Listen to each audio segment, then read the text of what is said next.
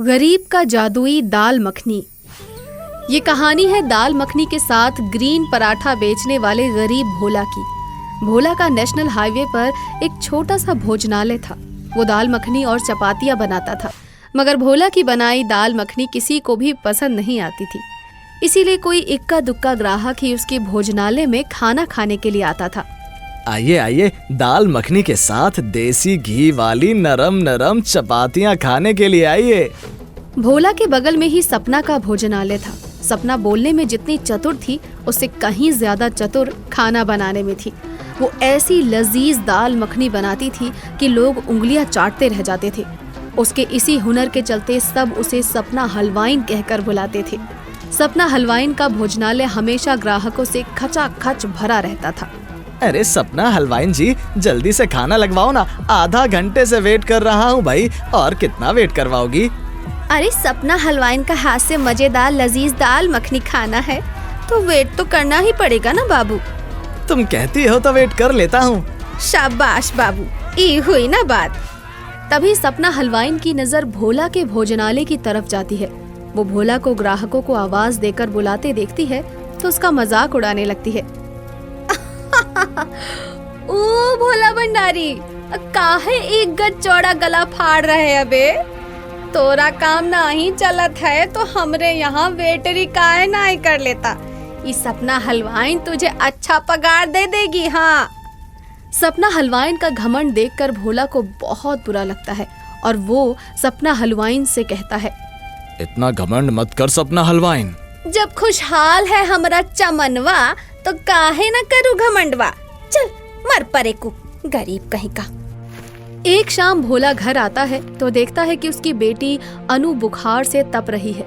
उसकी ये हालत देखकर भोला को बहुत दुख होता है और वो अपनी पत्नी राधिका पर गुस्सा करते हुए कहता है, तुम भी कितनी लापरवाह हो राधिका। बच्ची बुखार में तड़प रही है और तुमने उसे दवा तक नहीं दिलाई।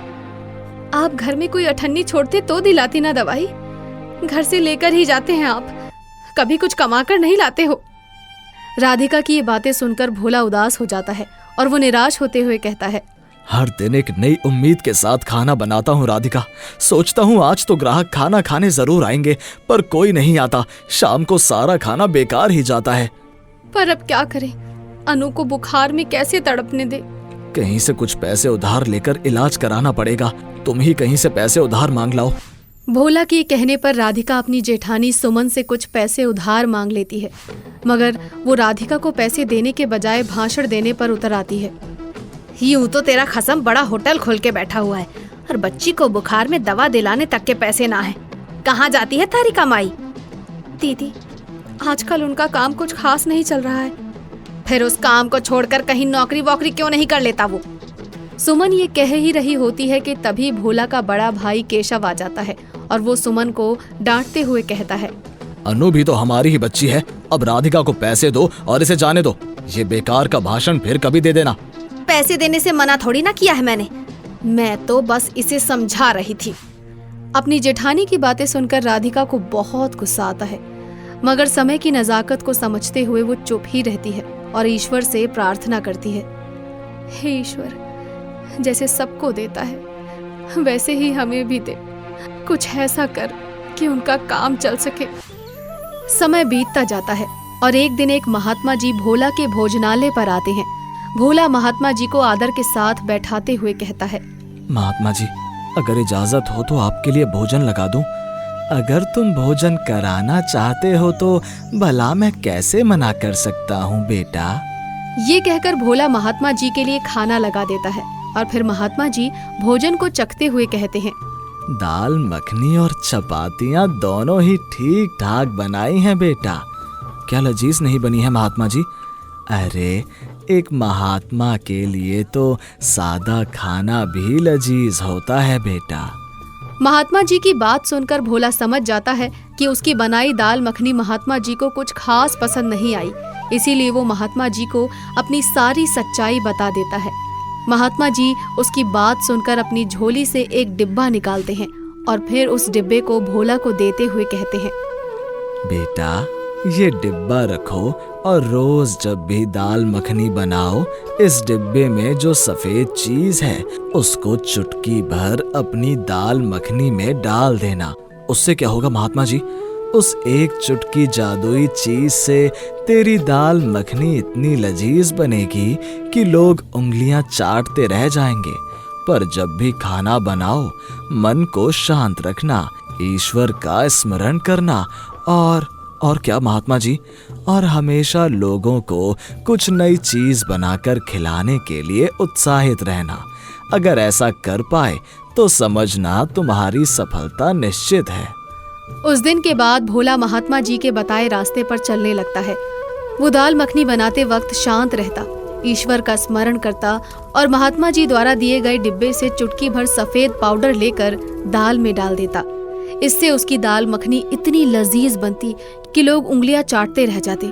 इसी वजह से पहले जो भीड़ सपना हलवाइन के भोजनालय पर लगती थी, अब धीरे धीरे भोला के भोजनालय की शोभा बनाने लगती है।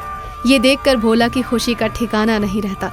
एक दिन वो महात्मा जी को याद करते हुए कहता है, महात्मा जी का भला हो, उनके दिए इस चुटकी भर सफेद पाउडर से तो मेरी दाल मखनी जादुई दाल मखनी बन गई। अब तो ग्राहक बिना बुलाए ही आ जाते हैं। मगर सपना हलवाइन अपने भोजनालय पर ग्राहकों की भीड़ कम होते देख परेशान होती है। ई तो ससुर टेंशन वाला बात होई गवा है। हमरा सब ग्राहक तो भोला का जादुई दाल मखनी पर मरने लगा। ई तो हम कभी नहीं होने देंगे। हाँ। एक दिन भोला बाजार में सब्जियां लेने जाता है तो उसका ध्यान पालक के ढेर पर जाता है। पालक देखकर भोला को महात्मा जी की बात याद आ जाती है। और हमेशा लोगों को कुछ नई चीज बनाकर खिलाने के लिए उत्साहित रहना। अगर ऐसा कर पाए तो समझना तुम्हारी सफलता निश्चित है। महात्मा जी की बात याद आते ही भोला के मन में एक नया आइडिया आता है। अगर मैं पालक का पेस्ट बनाकर उसे आटे में मिलाकर पराठे बनाऊं तो हरे यानी ग्रीन पराठे बन जाएंगे।